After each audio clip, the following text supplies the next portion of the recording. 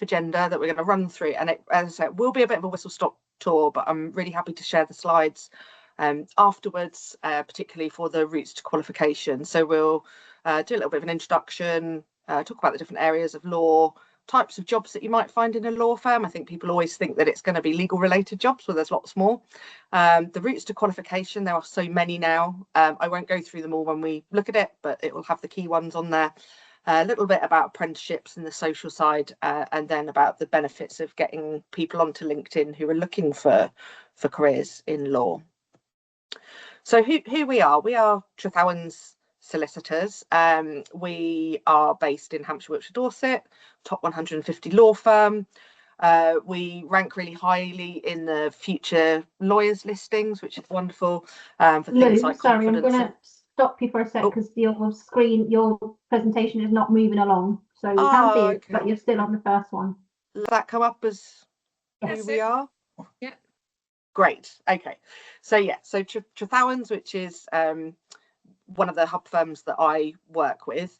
So Times Best Law Firm, lots of rankings in the future lawyers, which is basically where our trainee solicitors rank their experience with the firm.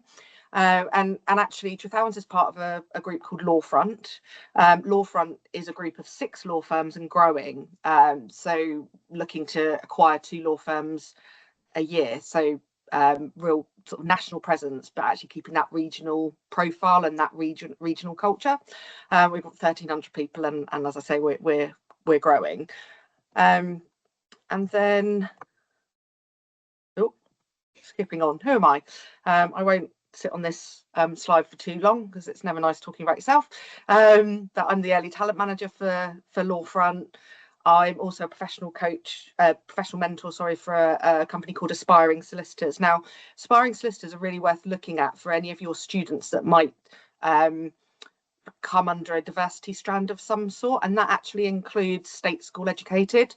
So it means that anybody who is within that strand the students can sign up for free, and it opens up more opportunity in the legal industry, and opens up opportunities to be mentored by people like me. There's, hundreds of professionals who mentor for this organisation, but there's training, contract application opportunities and work experience and things. So it's definitely one I always like to mention. I'm a qualified executive coach, which I really enjoy, working with our early talent particularly, director of Hampshire Law Society, and really, really passionate about equality and diversity, and I speak a lot around neurodiversity, and a little bit cringe, but always worth sharing. I'm a top 50 legal linked influencer, and I'll come on to why I've mentioned that later, as it'll be benefiting students looking to gain access to the legal industry. So here you'll see just hopefully that slide has changed to areas of law. Great. So these are within Trethowens alone, and I've used Trethowens because we're the most local, one of our law firms most local to the area of the Solent. So these are the areas of business that Trethowens cover. So it might be that when you've got students who are considering law, there are so many different things that they could get involved in law. It's not just becoming a solicitor. They might have a key interest in one particular area. For example, it could be, I don't know, contracts, for example, and they find that particularly interesting. Well, actually, you can become a specialist in that. You don't have to do lots of different things as a lawyer. You can become a real specialist in one area. So I don't think people always know that there are so many different areas of law. So I think a great way for students to learn more about that, or for people who want to learn more about the industry, is actually to spend a little bit of time on websites of law firms, just having a look at their areas of law pages. That's just business, and then we have the personal side of things. So you can see it's still just a massive range of areas that gets covered. But bearing in mind that law firm websites are written for people who aren't lawyers to understand the language and to understand what those things mean. So I always think that's a great tip to give students who are thinking about careers in law direction, to go to different law firms' websites, have a look at their pages, understand a little bit more about what all the different areas mean, and it will hopefully help them decide whether or not a career in law is actually what they're interested in, and might just sort of pique that interest. So I mentioned earlier about the number of roles within law firms, and there are so many roles, and I think that people always primarily think of solicitor when they think of roles in law, but actually there's a lot of other routes to work within law, but also in a business support function. So I've listed here all of the sort of typical roles that you might see, and of course there's always some additional roles, and I realise actually I forgot to put one really super important role on here, which is front of house and customer service. So that's another role which is really important, and actually a really great role to take to get a foot in the firm in the door of a law firm, and it might be one of those sort of entry level roles that your people might want to look for. But within the legal side of things, there seems to be a general sort of way to progression if you take a more vocational route, which is you might come in as a legal admin and work through as a legal assistant and then work your way into a paralegal role. And there are various options to support that sort of more vocational route into the law. And then there are the more traditional ways, which is to go to university and qualify as a solicitor. But also we have solicitor apprenticeships, which I'm a big advocate for as well. Within business support, we always have there's quite a lot there, and as I say, I think people always think about roles as lawyers in law firms, whereas actually, yes, I did used to be a lawyer before going into what I do now, but actually. And actually, I came out of law very quickly. I was in law for 8 years and then went into legal recruitment for 15 years. But I've always stayed sort of within the industry because there have been other jobs that you've been able to do. So, things like people who have an interest in IT or finance or, or perhaps compliance, HR, all of those sorts of things. But actually, it's working in a very regulated industry. It's professional services. It's a professional environment, but it's just an alternative type of role within law. So I just say don't forget about those roles because they're really the backbone of the business.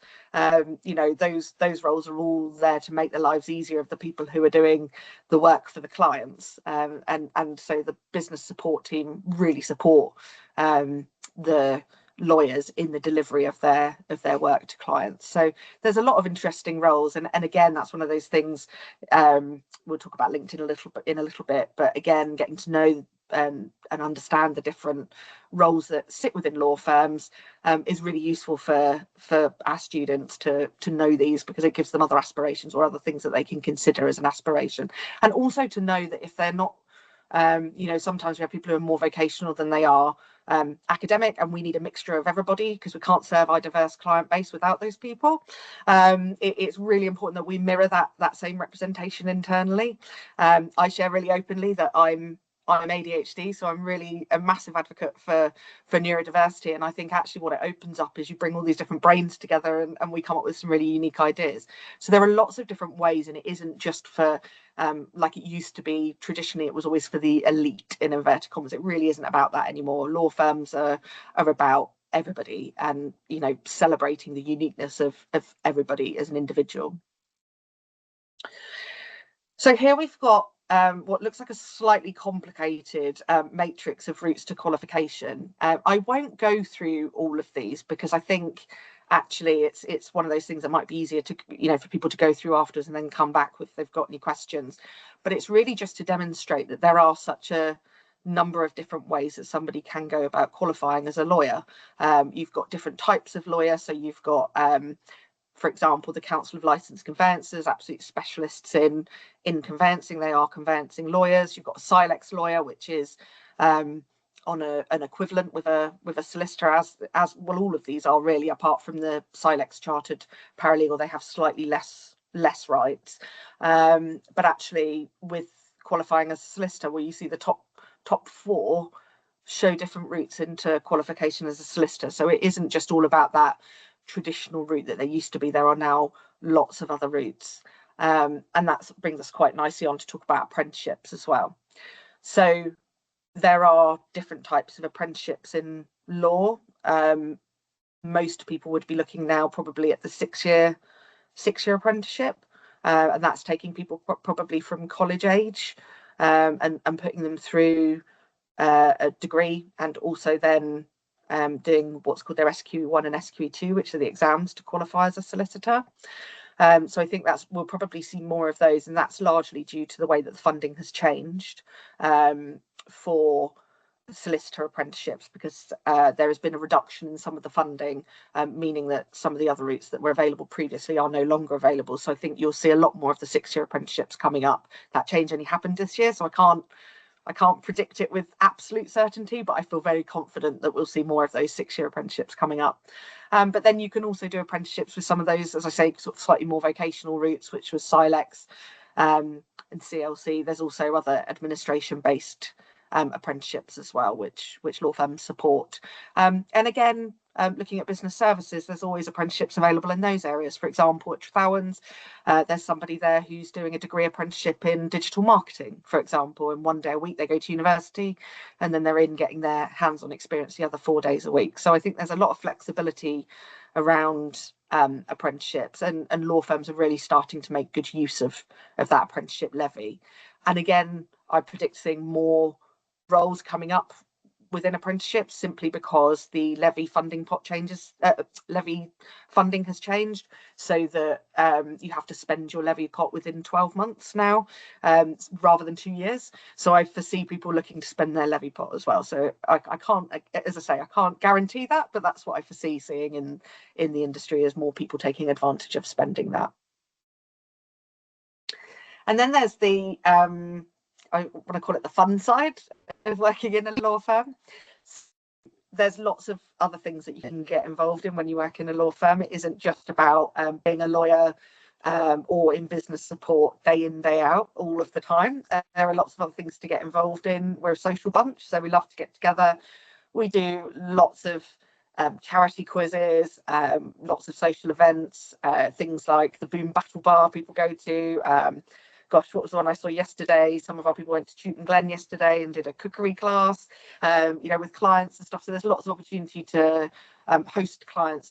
We're official partners with the Aegeus Bowl.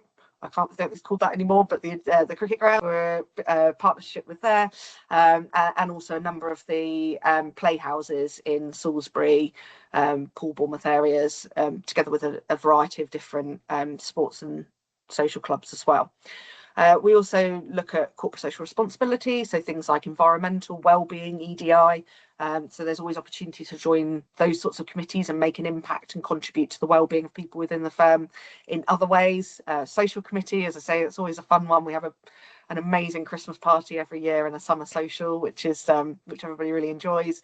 And then we always encourage relationships within peer groups. So our trainees and apprentice solicitors, they have a budget to go and have socials together. The teams all go and have socials together. There's a number of people who go out walking together at lunchtime. And then there's other things like professional networks. So we really try and develop people's skills. I think that's really important to know, that actually qualifying a lawyer, but a very small proportion of that is actually about the skills that you require about interpreting the law. You learn that through your education. Actually, a lot of the skills come down to those personal skills, the day-to-day skills, communication skills, organisation, managing expectations, business development. The list goes on, and it's really, a lot of it is about giving our people the opportunity to develop those skills alongside their learning. So I think we really try and advocate for that where we can, and I think that lots of firms do similar. So I think again, most decent sized law firms would be offering the same sorts of things. So I can say with confidence that these things are quite apparent now within the industry. And then I'll round up just by mentioning LinkedIn. Now, I know it's a subject with some people, some people love it, some people hate it. It's a very Marmite subject. But one of the things that's really great about the legal industry on LinkedIn is that I mentioned earlier about being a top 50 legal LinkedIn influencer, which actually I'm super proud of myself to be that, because it takes a lot of work to get there. But I just don't like, it feels a bit like I'm singing my own praises, which is I get a little bit uncomfortable with it. But actually, it's such a great place to be. There's a legal community there. It brings together the top 250 law firms, and actually you get to build your own profile. So I know people who have obtained training contracts off the back of their commitment to LinkedIn and getting involved and commenting. I know somebody who was they were in a paralegal role and they desperately wanted an apprenticeship before the funding changes happened. Well, because of their activity on LinkedIn, they're now at an amazing firm, DWF, doing an apprenticeship. So it's one of those things that I really would encourage people to be doing. There's lots that you can do on there. You can connect with people, you don't need to know them. You can follow companies, so you get the latest industry news and obviously information about vacation schemes and training contracts. But actually, really importantly, it's a great opportunity for people to build their own personal brand and to get noticed. And just think, when there's hundreds of applications for every training contract opportunity, if people are there, on LinkedIn, and they're commenting and interacting and gaining that confidence to network in quite a fail-safe environment in that sense. It's not sort of doing it in person. They can do it from the comfort of their own home. But they're connecting with people and getting known. That might just be the thing that makes them stand out in amongst all of those applications, because somebody like me will be reviewing them and say, oh yeah, they liked one of my posts on LinkedIn the other day, I remember, and their name might just stick out. So I'd say it's just a really great way for people to think about excelling their personal brand and getting noticed and setting themselves out in what is a competitive market for those entry-level roles. I've popped here a couple of top tips about building a great profile, making sure you connect with people. But again, happy for these slides to be circulated. And I think it's going to be shared on YouTube afterwards as well. So if anybody wants to refer back to it. But I guess it would be a good time now for me to stop talking and see if there are any questions. Can I just chip in? Thank you very much. That's enormously helpful. If there is a young person who's still looking at the university route, it's still the kind of undergraduate degree and a postgraduate diploma. Generally, is that still kind of like the route through to? But I'm old, no, and I remember the Rose Bowl. So oh yeah, sorry, that's right. I realised I tripped over myself, and I think I said the utility bowl. But yeah, I remember the Rose Bowl too. Yeah. So yeah, the route to qualification has changed. So you'll want to go back to that qualifying. When I put down there was a slide with all the different routes. So the PGL doesn't really exist anymore.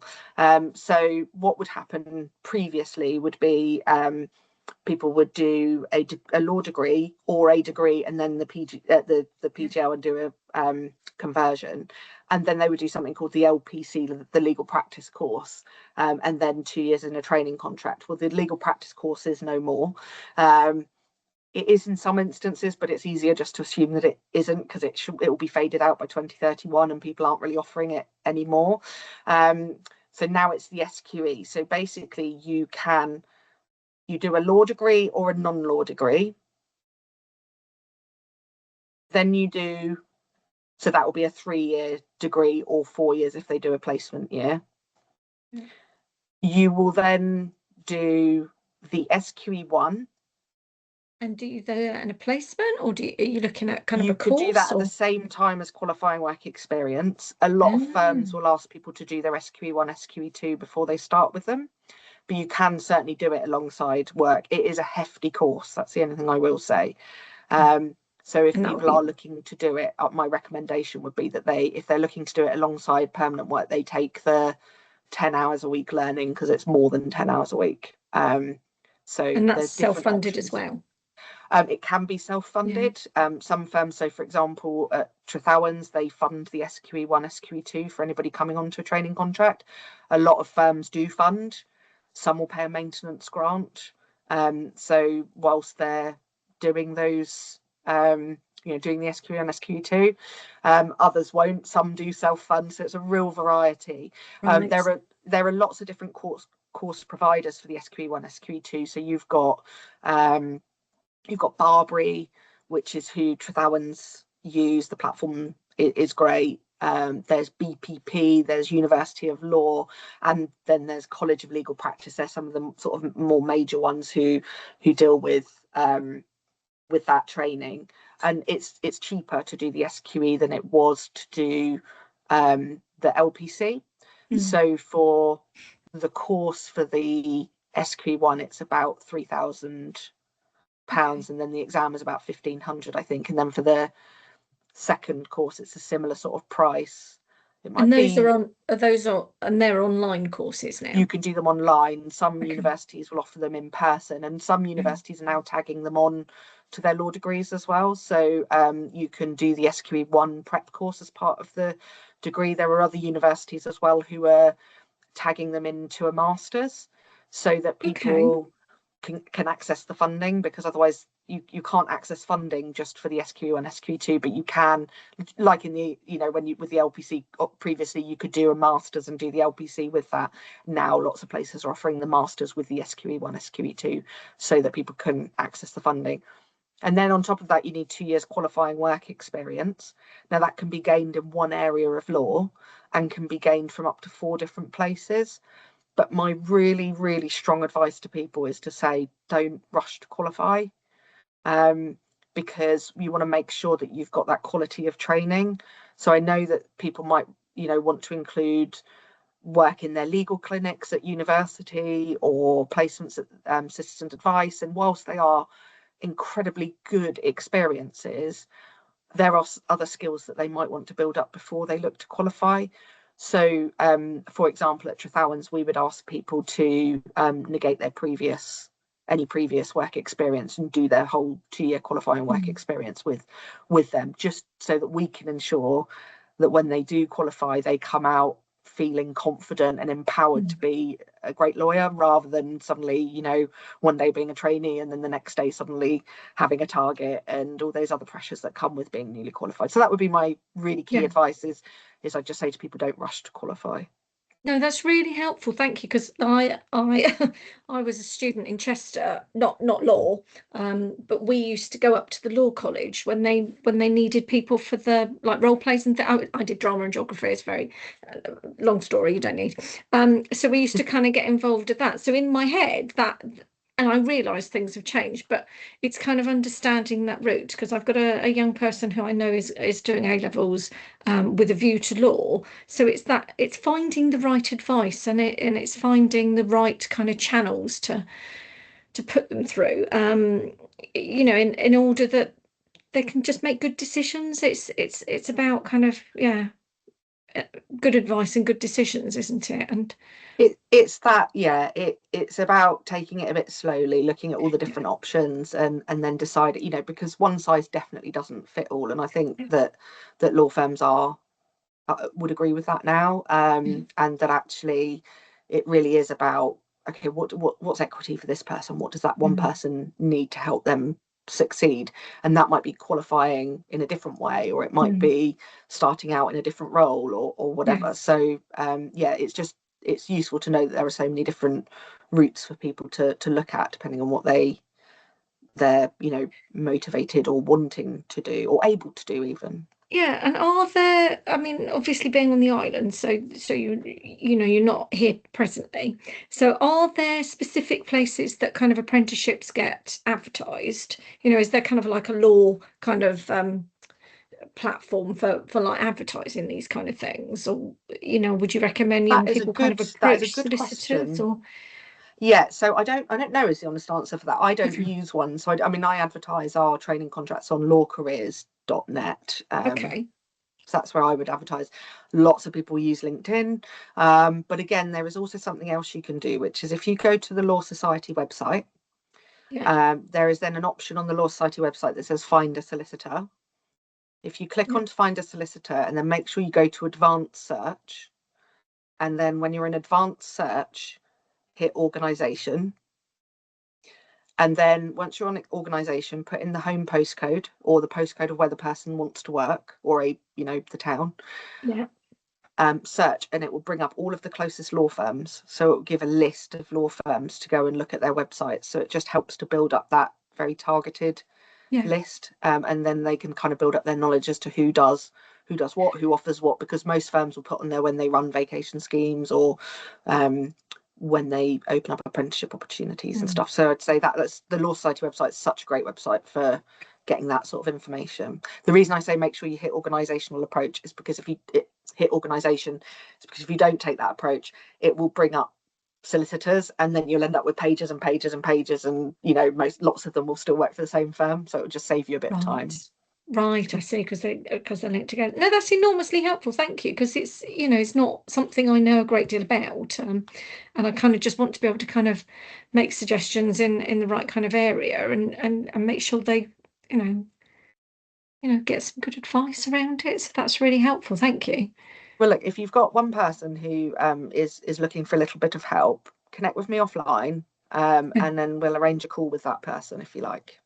Thank you. Well, what I'll do is I'll pass your details to them. So they are currently I'm not working with them directly, but they have a personal advisor. So if you're happy, if I'll pass your details to the personal advisor. Always. And then because I haven't seen this young person in a while, so I don't know whether they've changed their mind about things. Of course. Yeah, no, that's fine. There's no pressure to or whatever else, but if it will help, then I'm always very, very passionate about helping the next gen of lawyers. They get a bit of a hard time unnecessarily, actually. I've been learning all about digital natives, which is what our generations coming through are, and it's really fascinating, and I think that they get a bit of bad press unnecessarily, so I'm always happy to help if I can. That's really helpful, thank you, because it is, things do change, and trying to stay up together with everything is a challenge. So and trying to navigate things and just find opportunities for young people. So it's nice to kind of have this opportunity to ask these questions. I thought there'd be a room full of people, so while I'm here I'll pick your brains, but no, that's enormously helpful. Thank you. Yeah, you're very very welcome. Excellent, thank you. Right, I'm disappearing. I have a little question. Essentially, on the island, we run something called the Bar Mock Trials. So the Island Careers Partnership run it, and it's a really good program. A lot of our schools take part. And I was having a conversation with some of the barristers there. Now, I will say most of them are either retired or have been for quite some time retired. So I don't know how in touch they are with what is currently going on. But one of the things that we heard was that actually a lot of law firms now look for solicitors that have law as a second degree, essentially, so they don't look for law as your first option. Do you think, from your experience, that is correct, or was that not really? Doesn't make a difference. I don't know that it makes a huge difference, to be honest. I think it's about whether people have got the passion for law. That's what I look for in candidates when they come through, is do they have the passion to work in this industry? Is that what they is that what they want to do? Is that what they're keen to do? So I'd say no, I'm not I wouldn't necessarily agree nor disagree with that approach. I just don't think I'm not sure I'd give that as advice. I think I would say if you've got people who are interested and they have a degree in law or another subject, but they have that drive and passion to be in law, then that's what we need to see, not necessarily we need to see an interest, and I guess that comes from having a law degree. But equally, I last year in our training contract applications, I interviewed a number of people who had different degrees like geography, history.